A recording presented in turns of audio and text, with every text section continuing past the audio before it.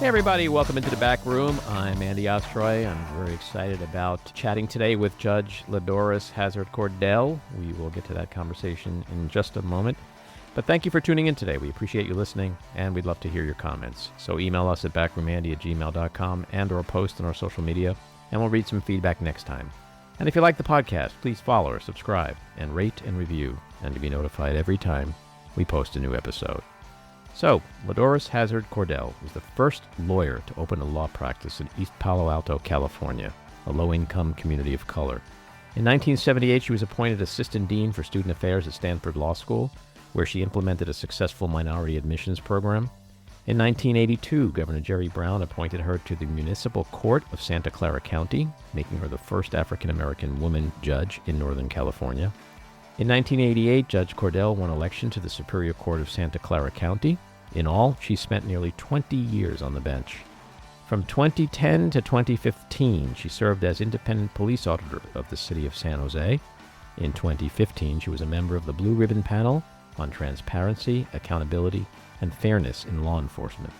She's also served as vice provost and special counselor to the president for campus relations at Stanford University.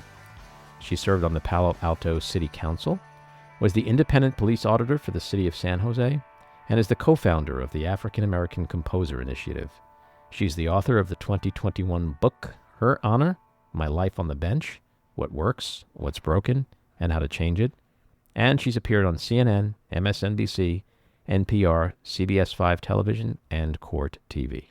Judge Cordell, welcome into the back room. Thank you so much. I'm glad to be here. It's an honor to have you here. One thing we like to do before we get into the meat and potatoes of what's going on in the world is to peel the onion back a little bit, go back in time. I'm curious about your childhood, what your parents did, what were the political and or legal influences, or any influences in general that helped shape you as a young person. Wow, that's a compound, complex question, Andy. So let me see if I can break it down and do it pretty briefly. I grew up in a small community outside of Philadelphia, Pennsylvania. It's Ardmore. And Ardmore is an interesting place. I grew up in primarily a Black community, although Ardmore has a wealthy white part to it. And it's actually the home of the Main Line.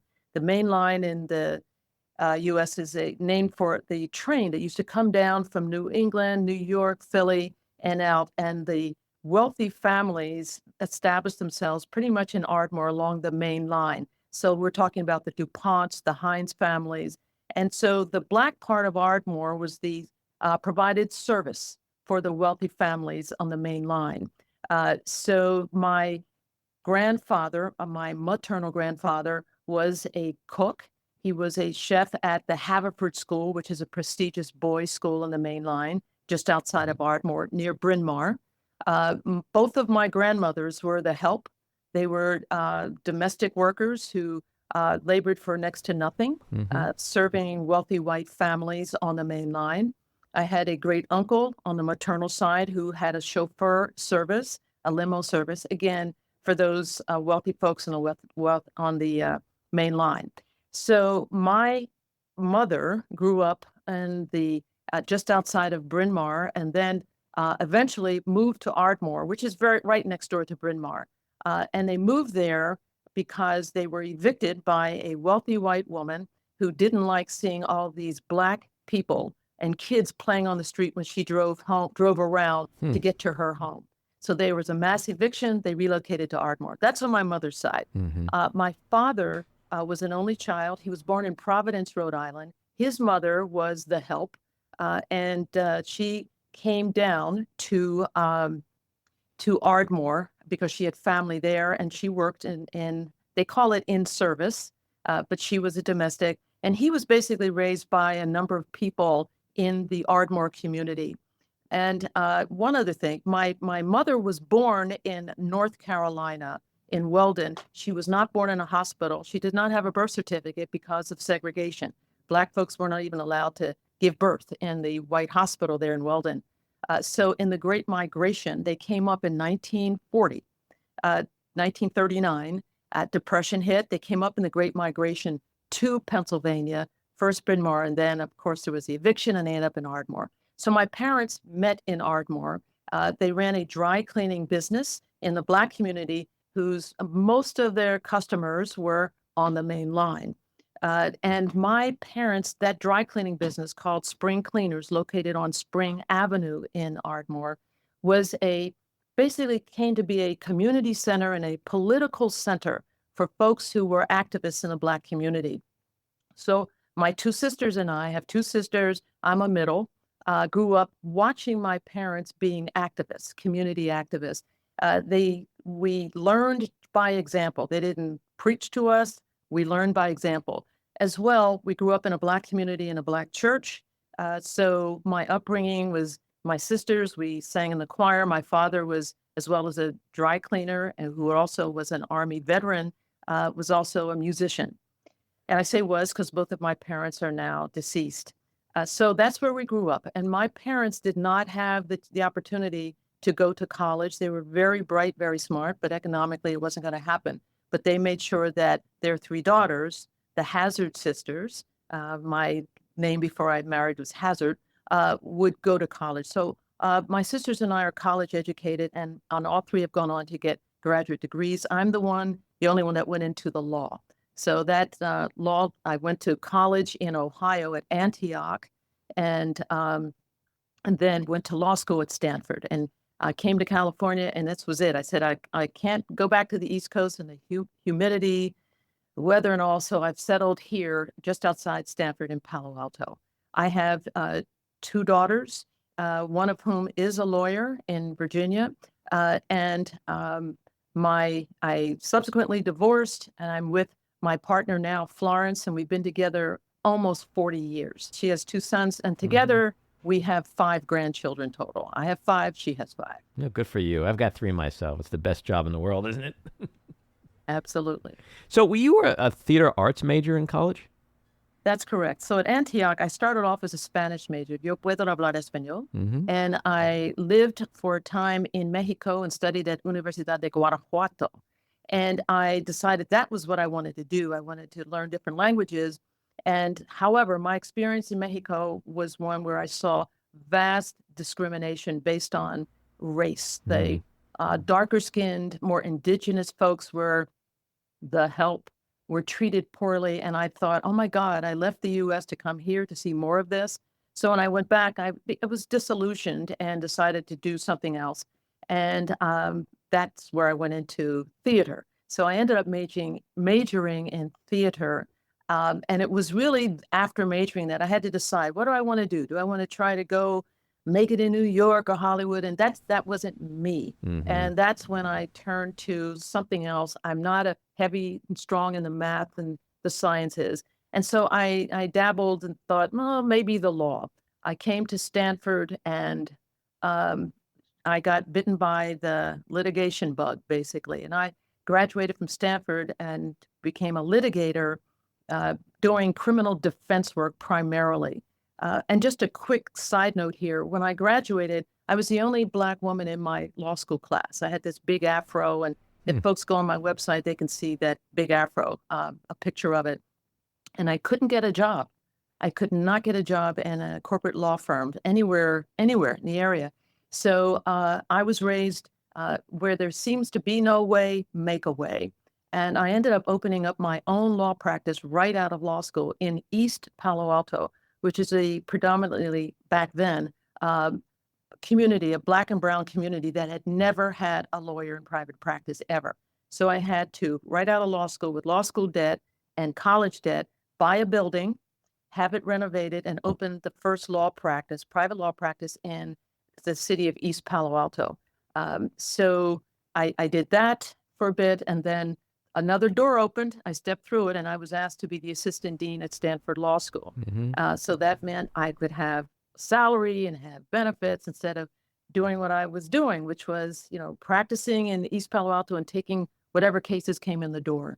And after that, another door opened, and I hit basically a glass ceiling at Stanford Law School. I could be the assistant dean forever, but that wasn't good enough for me. And so I ended up applying for a judgeship.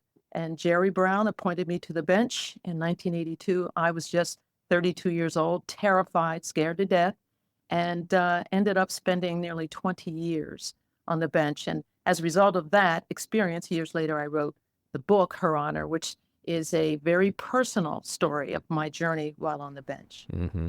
So I want to ask you about becoming the first African-American woman to sit on the Superior Court in Northern California in 1982. How important, how meaningful was that appointment to you, in particular at that moment in American history? That moment was huge. And I just want to clarify, at the time I was appointed, there were two trial courts in California, Municipal Court, Superior Court. They were consolidated in the mid-1990s into one trial court, which is what it is now, Superior Court. So when I was appointed in 1982, I was the first African-American woman judge in all of Northern California, period. And then, as I said, I was appointed to the Municipal Court. The courts consolidated. And before they consolidated, I ran for a vacant seat on the Superior Court. Once I was there, then they consolidated. So my total time on the bench was just about 20 years. So was this a big moment? It was a huge moment. It was a huge moment for the haters, and it was a huge moment for those who wanted me to succeed. So the haters, and I write about this in the book a bit, when I got on the bench, there was an expectation that I would fail, that I was stereotyped, that, I'm just not going to be competent enough. So I felt the pressure. And one reason for that, Andy, was that before me, there had been a Black male judge on this particular court 20 years before me. And he didn't last long because he was charged with conspiracy and arson and obstruction of justice. And he was convicted and removed. So before me, so after him, there was a 20-year drought. There were no African Americans on this particular court at all. So when I came along, there was an expectation that I would just follow in the path of the person who had fallen before me. And that's typical of any groups that are the first. If you mess up, then that basically shuts the door for a long time for others who look like you coming along. So when I came along, there was this expectation of, she's going to mess up. And then there was an expectation from people, especially in communities of color, for me to succeed. Please don't mess up. So I had pressure on me from those groups saying, don't mess up. And there were pressures from the others saying, oh, she's going to mess up. So that was just the internal thing. As far as the world was concerned, and in California specifically, it was a big deal to have a Black woman, first ever, on the bench in all of Northern California. So the pressure was huge on me. And I will tell you, the first couple of years, as I write in my book, I felt so much pressure. I could not mess up, Andy. I had to do well. I had to be prepared. And fortunately, I had parents who had really set the foundation. Always be prepared. So when that door opens, you decide if you want to walk through it, but at least you will be prepared. And obviously your parents played a big role in shaping you as the person you became. As you were beginning your law career, or even when you were in college and perhaps even a few years younger than that, who were the people that you looked up to, that inspired you, that made you think, that's who I want to be like? So let's go back briefly to college. At Antioch College is an unusual college in that it doesn't have any grades, and you're only on the campus 3 months at a time. You have to pack up and leave and go anywhere in the world you want. But the idea was to have lived experience along with the academic experience. So they were called co-ops. My first co-op was to the Mississippi Delta. And I went there. This is 1967. We're talking a time when there was a lot of tumult in this country based on race, the fight for civil rights. And I went to the Mississippi Delta. My parents were terrified. And I opened a tutoring center for Black kids in Myersville, Mississippi. They needed a tutoring center because it was only in 67. Remember, Brown versus Board of Education was 1954. It was only in 67 when the schools in that part of Mississippi were integrated. And these kids needed a lot of assistance to catch up with what their schools previously had not provided. So when I was there, there was a big courthouse, and Black folks couldn't even go into the courthouse. At least they were terrified of doing so. And when I was there, a group of lawyers came down from the north, New York, Pennsylvania, to do voter registration. They were very brave people. And one of those people was a Black woman lawyer. I had no thought about going into the law. I'm in college. I'm, 18 years old. I'm in Mississippi. And I saw her. To this day, I regret I do not know her name, but I got a chance to see her in action when she was registering voters and going into the courthouse. So that's one person who kind of lit a spark, like, maybe this is something I might want to do. At the time, today we have a proliferation of Black judges on TV. And these TV judges make me cringe because they are really buffoons and I think lampooning what really the hard work that judges do in general. So I didn't have any Black judges that I'd ever seen. I ended up, I go to Stanford, I practice law in Silicon Valley, Santa Clara County, and that's where, Mark Zuckerberg lives, and you have, all these big companies. And I never appeared in front of any African-American judge, or I can think of any even Latino judges when I was practicing law. So I didn't have that. But what I did have were some lawyers, and one in particular, his name is Thelton, with a TH, Thelton Henderson, who went on the federal bench. He has since retired. And he was an amazing attorney, is an amazing federal judge, and he became a close friend and mentor. And he's somebody who broke ground. He was the first African-American judge in the Justice Department, the Civil Rights Division, back in the day when Martin Luther King was doing his thing. And Thelton was a real, groundbreaker and a fabulous judge. So he's somebody that really influenced me. And then, of course, there were a couple of 2 or 3 law professors at Stanford. Barbara Babcock, who is no longer with us. Michael Wald, who has his expertise is in juvenile justice.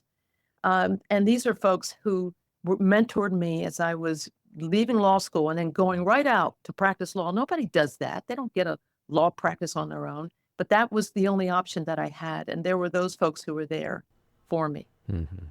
So I wanted to ask you about your book. It came out in 2021. It's called Her Honor, My Life on the Bench, What Works, What's Broken, and How to Change It. So let's start with what works. What works in our legal system today?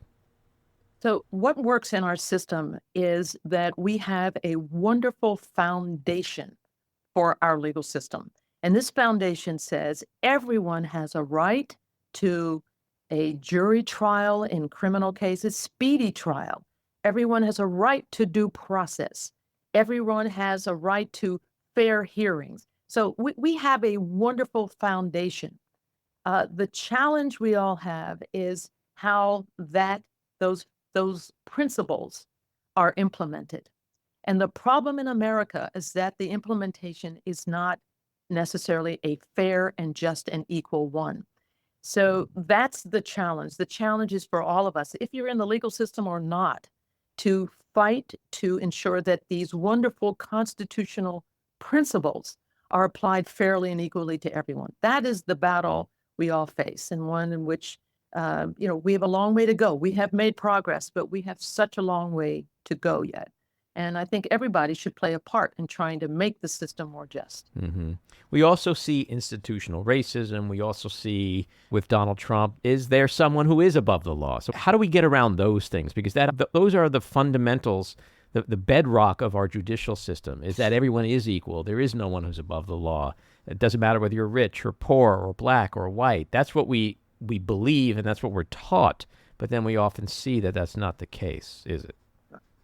The first step is understanding that this nation was built on the backs of people who were oppressed.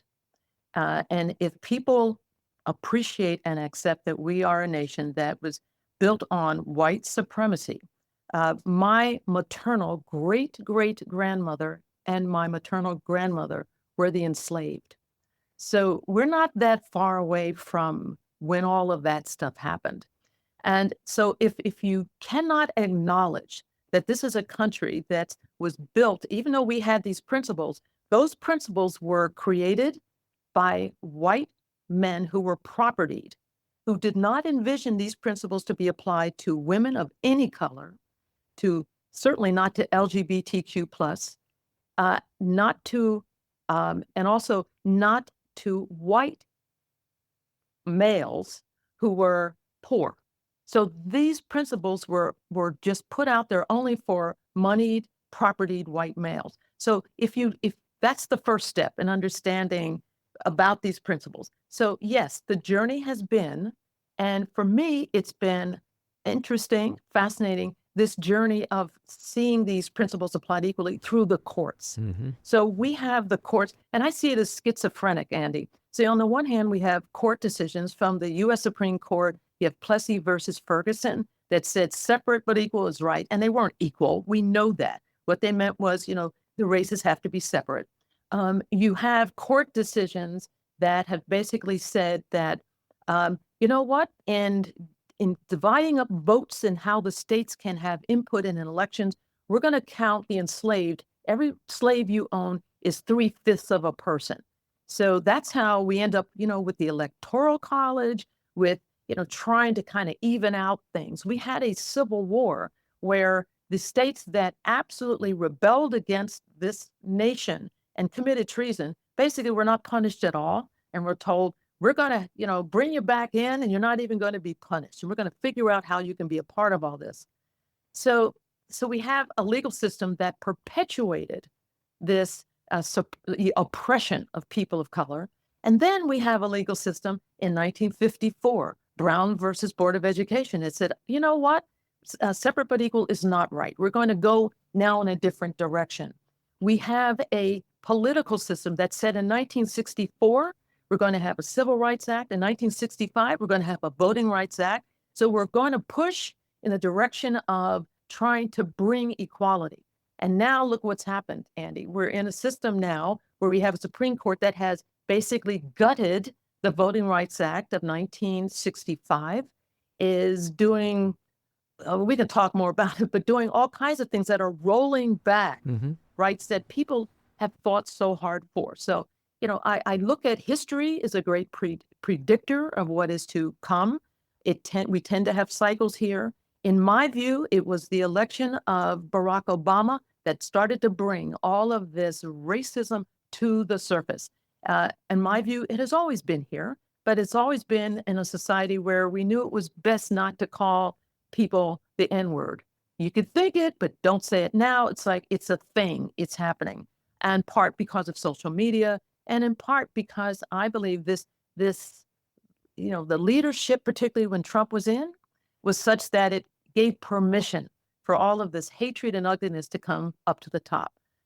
So the gauntlet's been thrown. I've heard people say, if he gets elected again, I'm leaving. My view is my ancestors, and maybe yours, Andy, fought to be here and to have a system that takes care of everybody. That's democracy. And the last thing I'm going to do is run. Right. It ain't going to happen. We'll stay here and fight. It's so interesting you mentioned Barack Obama. I remember when everybody was thinking, wow, we're now living in a post-racial America. And a lot of people could not fathom that was what was igniting the rabid racism that did fester beneath the surface and was just ready to just roar. And then along comes Donald Trump, and he just lights a match to that. How do we get back on track where, not just in the court system, and how do we fix what's broken there, but how do we get back on track in America where it still feels like we're making progress? You look at where we are today, and it's like, my God, we're back in the 50s. It's insane. So, well, one of the things you mentioned about post-racial America, one of the people who said this loudly was John Roberts, who was the Chief Justice on the Supreme Court. When he wrote the majority opinion, rolling back, gutting the Voting Rights Act of 1965, said, we don't need this anymore. Right. No, we're post-racial. I mean, is he that stupid? And he clearly cannot be naive if you're the Chief Justice on the court. So yes, there were people who thought, yeah, we're there. And the equivalent of that, I remember that. And I remember thinking, you don't get rid of the umbrellas because the answer is we're dry. We're dry because we have the umbrella, right? So his logic was so convoluted. Exactly. And of course, immediately after the court rolled back the Voting Rights Act, within literally minutes, states began proposing and implementing laws to suppress voters. So yeah, come on, this is what that has wrought. So you've asked, okay, what do we do? The key to our democracy, the key is voting. We have, all of us, 18 years and older, have the right to vote, unless, of course, in some states you have felony convictions, where some states have said, yes, you can still vote, and other states have said no. But it is the vote. And that is why I believe conservatives have really gone after voting, going after figuring out why you can wait in line in the heat, but you can't have a bottle of water. These are things to discourage people, because the key to our democracy is voting. Absolutely. And my concern, of course, is that particularly young people and people of color, I hear it, are saying, oh, I'm just not going to vote. I'm just going to stay home. That offends me so much, because, as I said to you earlier, my ancestors were the enslaved, and they survived and fought so that all of us could have that right to go to the voting booth, because they did not. So to say, well, I'm not going to do it, it's just insulting to all the folks on whose shoulders we stand. That for me is the key. And I just get so upset when I hear people say, I'm not going to vote. I don't like Biden. I don't like Trump. And I'd look and I'm just thinking, that is not what you do when you are unhappy with how things are going. You want your voice heard. If you don't vote, you have no right to complain about anything. Right. So, it sounds simple, but it actually No, but it is. It's voting. Yes, and it's shameful that roughly 55 to 60% of adults in this country vote in an election. Imagine if 70% of Democrats voted, 75%. We could have anything we wanted. But, it's interesting, you used the term convicted felon before, just as a side note, an ironic side note. In this country, you could be sitting in a jail cell, in prison. You cannot vote for president, but you can actually run for and be president. Isn't that nuts? It is nuts. It's absolutely nuts. It's just insane. I don't understand why people don't vote. I don't know. Maybe you have an answer. I can't come up with the answer.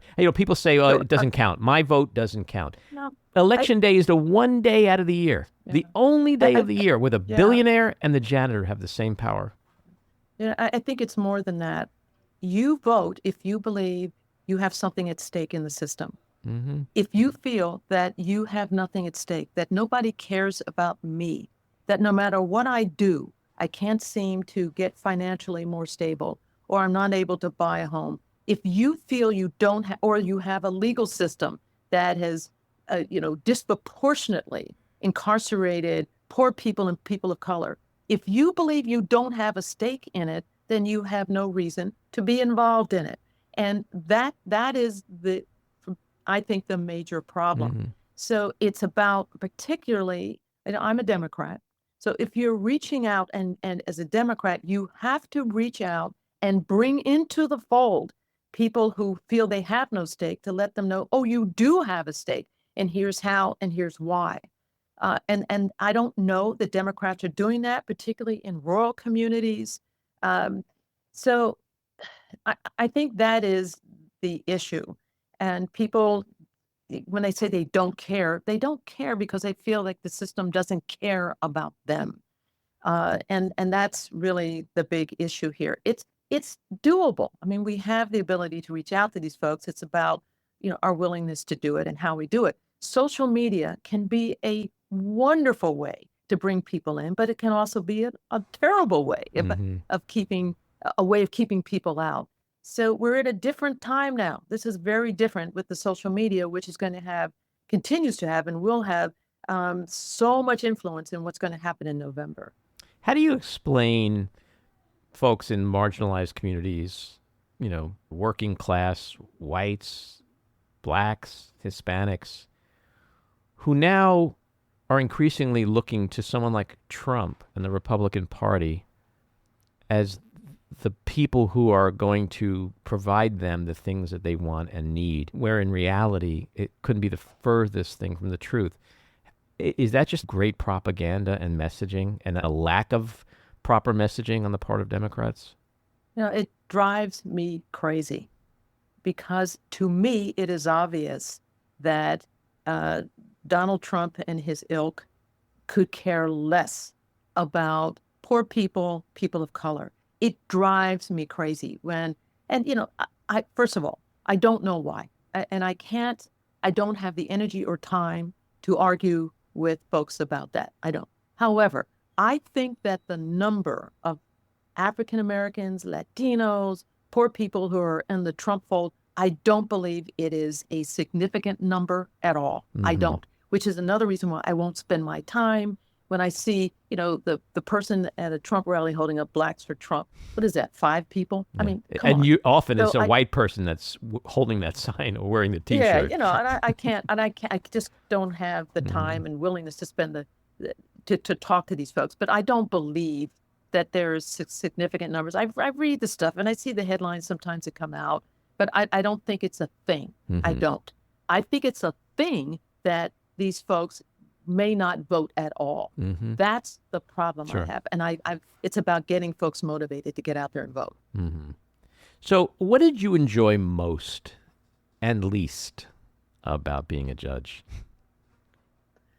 So what I loved about being a judge was part of me is like a control freak. So when I would go into the courtroom and everybody'd stand up and then I sit down, everybody sits. I mean, I won't deny it. Part of it is like an ego thing, like, oh my God, here I am. I'm wearing this black robe and I'm in charge. That's my house. So, and I do write about this in the introduction in the book about judging and what it was like for me when I first started in this business. And I was very naive and I was very optimistic about things that I could do to make life better for people. And I was deemed to be an activist judge. And the part I loved was this, this is my philosophy. When you're a judge, you're at the helm of a legal system. There are only, for example, in California that has over 40 million people, there are only about 1,600 judges. That's it.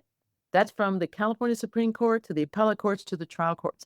So we are in a unique position to make change, to make the system work better for everyone. That's what I loved about it. I caught hell, as I write in the book. I caught hell for doing things by pushing the envelope. So, for example, I was the first judge in California, maybe in the nation, to order convicted drunk drivers to put breath devices, have them installed in their cars. So you'd have to breathe into the device, and if there was any alcohol in your system, the car would not start. I caught hell, and I write about that, about how I got pushed back from within the system. Systems don't like change, Andy. They don't like change. And so when you have somebody in who's trying to change it, not just for change, but to make it better, there is pushback, and I got it big time. So that's the part I loved. I loved that here's an opportunity. Where can I make things better? What was the hardest for me? I don't want to say I didn't like, but was the hardest was sentencing people. Sentencing people. Sentencing, judges get guidelines, but so much of it is subjective. It's about who you are in that black robe. Who is that person in front of you? Most frequently, it's somebody poor or somebody of color. And how do I take care of the victim? How do I also appreciate who this defendant is, what motivated this person, what's this person's background? We're supposed to consider all of that and then fashion a sentence that says, am I going to incarcerate this person? Is there something else? So I would occasionally engage in creative sentencing, and I give, some examples in the book about that. And if you want, I can give you a very quick example. All right, very quickly. I'm in a courtroom and I'm doing arraignments. So I've got maybe 100 arraignments that day where an arraignment is basically you come in, the judge tells you, here's the charges against you, and you have the right to have a lawyer. And if you want to enter a plea now, fine. But if not, we'll continue it. That's it. And you do the same thing over and over. So I get in arraignment 2 young guys, both of whom are white. They have lawyers with them. I read the charges. For the first time, I open the file and I look up at them. They look down, and it's vandalism. They vandalized the home of a Black family. They painted KKK on the side of the building in San Jose, and they burned a cross on the lawn because they were really pissed off with whoever lived in the house.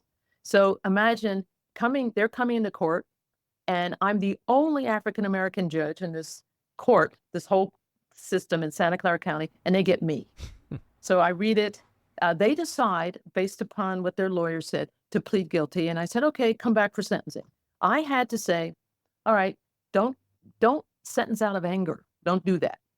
And I looked, they had no criminal history at all. They were young. They're like, 20, 21 years old. So they come back into court, and I gave them an option. I said, you can go to jail for 30 days or 45 days, or you can go to school. So I took some time, and I found in a nearby community college a course called Third World Cultures. It was a seminar offered in the evenings once a week for a quarter. So go to the class, pass it, write me a paper, we're done. And also a letter of apology to the family. So jail, education, they chose the education and they went. So they come back to court, 60 days later, and they passed. And, I didn't expect them to go out and join the NAACP. That wasn't my purpose, right? But they passed. And then they had written essays in their course, but they also said in court, or maybe it was outside of the courtroom, because I know they spoke to a reporter about this, that they said, what we did was so stupid and dumb and hurtful. So, do I spend taxpayer dollars having them sit in a jail, because taxpayers are going to pay for them, or do they go to school and improve their minds? So that's the kind of stuff that was a challenge for me. But most of the time, I didn't get a chance to do that. I'm sentencing people under California's then draconian 3 strikes law, which was called mandatory minimum sentencing. If this is your 3rd strike, you're out of here for 25 years to life. Mm-hmm. I don't care who you are. I don't care what your motivations are. You're out. So I found those mandatory minimum sentencing, and I have a chapter in here, the book about that, to be just god awful. And that's what forced me to retire. I couldn't do it anymore, Andy. I could not continue to sentence people, most of whom were poor and people of color. I'm not saying they didn't commit crimes. That's not my issue. But I could not continue to just be like a computer and just spit out these prison sentences. And so I left. Mm-hmm. So this is a fantastic segue into my next question, which is about sentencing a rich white man, a powerful, rich white man. Okay, in less than 4 weeks, Donald Trump is going to go before Judge Juan Merchan, and he's going to be sentenced. And I'm curious to know from your perspective, well, first, sort of half jokingly, what class would you sentence Donald Trump to? And then, so go. There is none. Trust me, right. There is none. That his brain doesn't work in that way. And then I really think he's dementing. So yeah, well, he is. I don't know if you've happened to catch his rant about Hannibal Lecter yesterday. Yes. It was off the charts. I mean, he talks about Hannibal Lecter as if he's real and he likes me and he's a great guy. Crazy. But what sentencing options exist that you think are most likely, and will he ever step foot in a jail cell on this case or in any case that he's facing? Of course, I can only speculate, but let me just go back to say, here's what Judge Merchan is going to be dealing with. Donald Trump had a 30-minute interview by Zoom with a probation officer. Generally, that's a pretty short interview. Mm-hmm. That means the person doesn't have much to say, or the probation officer doesn't have much to ask. But generally, the probation's purpose is to make a sentencing recommendation to the judge. So in order for a probation officer to do that, they have to have a lot of information about victim, about the defendant, about the crime. And also the probation officer looks at letters of support, letters for, opposing, all of this stuff, and then puts together a packet that then goes to the judge and goes to both of the attorneys, both to the prosecutor and to Trump's attorney. So assuming now Judge Merchan has a probation report, I know that if one of the things that should be in this report, and by the way, it usually is a statement about who this defendant is and also his mental acuity. Mm-hmm. So a probation officer can recommend that there be a psychological evaluation of someone who, if they have an interview and then we're not getting anything or something's off, that can be a recommendation. I would love for that to be in the probation officer's report, saying there's something off here. Talk to this person who, and maybe Trump was told by his attorney, don't say anything at all because we're going to appeal this. And if you make any admissions in saying you did this, that's going to hurt the appeal. Well, of course, we know Donald Trump to this day is saying he didn't do anything wrong. Mm-hmm. He's not saying he didn't do this stuff. He's saying it wasn't a violation of the law. He also is denying that he had the affair with the hush money and everything. Okay. The jury found otherwise. So if I were Judge Merchan, I'd absolutely consider, I know what I would do. I would say, I want a psychological evaluation of this person. And now Donald Trump may refuse to say, I'm not going to even be evaluated. If that were to happen, the judge, let's just step back for a second. If I have sentenced you, Andy, and I've said, I'm placing you on probation, I have to then say to you, do you understand the terms and conditions of your probation? And I have to hear an audible yes from you. And then I'll ask you, do you accept them? And if that's it, then fine, we're done. Mm-hmm. Probation means that there's a possibility of jail. If the judge denies probation, meaning I got this report, there's nothing in it, this person won't cooperate, Judge Merchan can deny probation completely and sentence him to prison. So when you hear probation, that means jail. When you hear no probation, that means you're going to prison.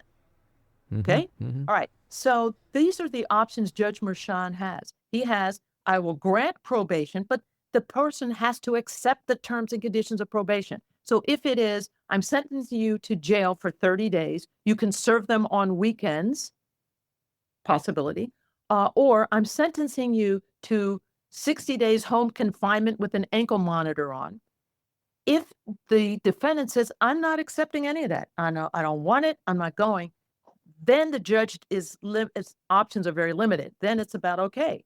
So is Judge Merchan going to say, okay, I just won't do anything at all and you can leave? No. When Michael Cohen, who committed the same offense, Mm-hmm. not 34 counts, by the way, got 3 years and he cooperated and he apologized. So that's the dilemma in sentencing facing Judge Merchan. How do you do this and not have a double standard, but also acknowledging this is a former president who has Secret Service protection. I get it. Mm-hmm. But you know what, Andy? If we can put someone on the moon, a man on the moon, we can put Donald Trump in a jail Mm-hmm. or in a cell. It's all doable. The question is, for Judge Merchan, should he do it? And of course, people say, well, what about people are going to go crazy? There's going to be violence. Shouldn't the judge consider that? The answer is no. That what happens in the courtroom, that should be the only thing influencing a judge. When a judge starts looking over his shoulder or her shoulder to, hey, what will the public think if I do this? That's not an independent judiciary. And that's a hallmark of a democracy, is Right. a independent judiciary. Well, fear of violence is the sign of a budding autocracy or authoritarian state. So when Judge Merchan is contemplating what he's going to do sentencing-wise, what are the factors that weigh into that decision? Sure. So in sentencing, judges are given guidelines. And again, I'm talking from my experience in California. I don't think there's much difference in New York. And guidelines say this. First of all, you can sentence, there's minimum, medium, and then maximum sentences if you're considering jail. Mm-hmm. And factors that weigh in are called mitigators and aggravators. Mm-hmm. So the judge considers, what are the mitigators? Here's a list. What are the aggravators? A list. And then you balance those out and also then look at how, the background of the defendant, criminal history. All right, here's mitigators for Donald Trump. Mitigating. First time offense.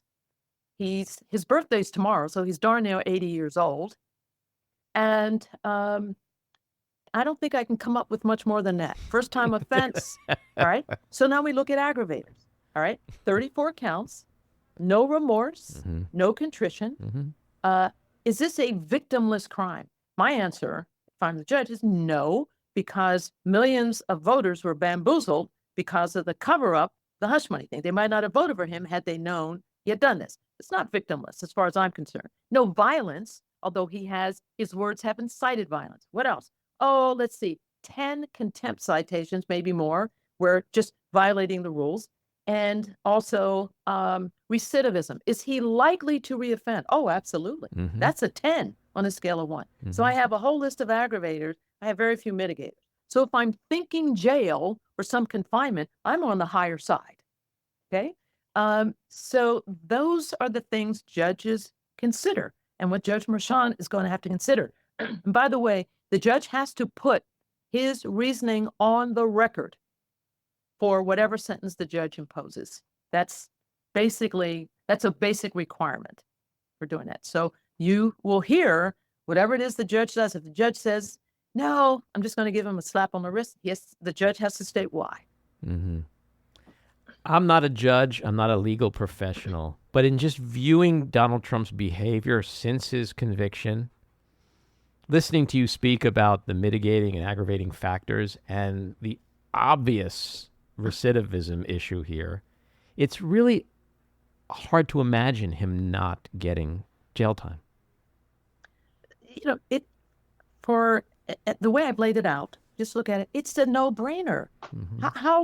How do you, it's harder to justify not imposing some time behind bars or some form of confinement. It's hard not to. And that's what's going to be hard for the judge. It's easier to say, oh, I have all these things. And to this day, he has demonstrated disrespect for the judge. And another thing that's going before Merchan, by the way, is a request to remove the gag order. Right. Against Trump in that case. So I think if I were the judge, I would say, yeah, I'll lift the gag order as against Stormy Daniels and against Michael Cohen. I will. I would never lift a gag order for the jurors. He should never be able to say anything or about any other witnesses. I would keep that in place. We'll see what the judge does on that. So, and we know the purpose of lifting the gag order, why he wants to lift it, so he can attack people and basically foment violence. Right. Well, this is crazy. There's your crazy. recidivism. Yeah, unless the politics, like you said before, or fear of what the base is going to say, or fear of violence plays into it, which I would sincerely hope that doesn't happen, because then that's just a real threat to our democracy when we start to not hold people accountable. And then it speaks to what we started talking about at the beginning of this conversation, which is clearly everybody's not treated equal. Clearly there are some people above the law. Yeah, I mean, what you're talking about is the double standard. Mm-hmm. And it is the case. I mean, I know this, that if you have a lot of money, you can get really, really good lawyers who can delay things and who can work out deals. And if you don't have the wherewithal to do that, the system comes at you very differently. When I was on the bench, I tried so hard, Andy, to not have that double standard. It's so hard. It's doable, though, but it takes judges who have courage. I think Judge Merchan has handled himself amazingly well. And the question is, will he now step up? It's going to take courage, but it shouldn't. Obviously, it shouldn't. Right. I mean, the jury convicted. Mm-hmm. Let's move forward. There will be an appeal. So another issue, will Donald Trump, he'll ask, I want to stay out of custody. Let's assume the judge gives him jail. Pending appeal. So here's the decision. I'll just very quickly tell you, a person stays out if it turns out there are appealable issues, or even one issue that really is an issue that might go one way or the other. If it's a case where it's just, there aren't any appealable issues that, are of any kind of merit, then no, you go in right away. So for example, Elizabeth Holmes, when she was convicted, remember she had Theranos, mm-hmm. The judge, she had a little time to get ready to go in, but she went in and her appeal is still pending. Mm-hmm. And in fact, she just had a hearing on her appeal, but she's serving an 11-year sentence, right? So the judge made a decision, like there's not a lot here. So Donald Trump, I can think of only one issue in his case that could possibly get the attention of an appellate court that might result in a reversal. And it is this. The judge said in the jury instructions, when he committed these acts, he did it to assist in the commission of another crime. And the crime was either tax evasion or it could have been voter fraud or whatever. But the judge said, you jurors don't have to identify what that crime is, and you don't have to be unanimous on that crime. You do have to believe that there was a crime. Mm-hmm. So that might be the only issue because it's a very novel issue. Isn't one that comes in front of the courts frequently. That an appellate court might say, the jurors should have had to identify a crime and been unanimous. I think Judge Mershon was right in giving that instruction, but that's the only thing I can come up with. If that's it, I would not delay his going in serving time, because I think that's probably the only appealable issue. Well, there's a lot of people who've called him Teflon Don over the years, and it's frightening to think about the various scenarios through which he can get away with this. In our final moments, I want to ask you about the Supreme Court. We've just learned that Justice Clarence Thomas took several more trips on the private plane of GOP mega donor Harlan Crow. Then we knew about these would appear to be clear violations of disclosure rules and conflicts of interest. These ethics scandals that we've been witnessing between Thomas and Alito have left the public approval of the court at historic lows. How bad is this for America and for our judicial system? And what do you think should happen here? The Supreme Court sets the law of the land. And if you do not believe in the court, if you believe it has no integrity, then you have no trust in it, and there's no willingness then to abide by whatever it is the court does. The trust has sunk into an all-time low in this court because of the conduct of especially these two justices. But let me just back up a little and say that this Supreme Court, and maybe the one before it, has monetized this job. The first thing they do when they get in is this is a job on which they can become wealthier people. They make book deals. Then they accept trips and they have these vans, motorhomes. And this should not be a gig where they go in and come out a whole lot wealthier than when they left. Mm-hmm. And I'm also talking about the judges whom I really respect, Ketanji Brown Jackson, Sotomayor. As soon as they get in, they get book deals. If you want to write a book, write it when you retire. This is not a job that should be monetized. Mm-hmm. If you want to make more money, don't take the job, work in the private sector. You're doing public service. They're making six-figure salaries. If they can't subsist on that, then don't go on the bench. Mm-hmm. That aside, when we talk about ethics itself, we're talking with regard to Clarence Thomas and with regard to Alito, we're talking about gifts. Why do people give gifts, Andy? They give you gifts because they want you to like them. Or do stuff for them. It's very hard. Yeah. So it's very hard to rule against somebody who's giving you gifts because you now like them. Mm-hmm. There's an absolute conflict of interest. In California, I taught judicial conduct and ethics for more than a decade at the California Judges College. In California, judges may not accept any gifts. You can't buy me a cup of coffee.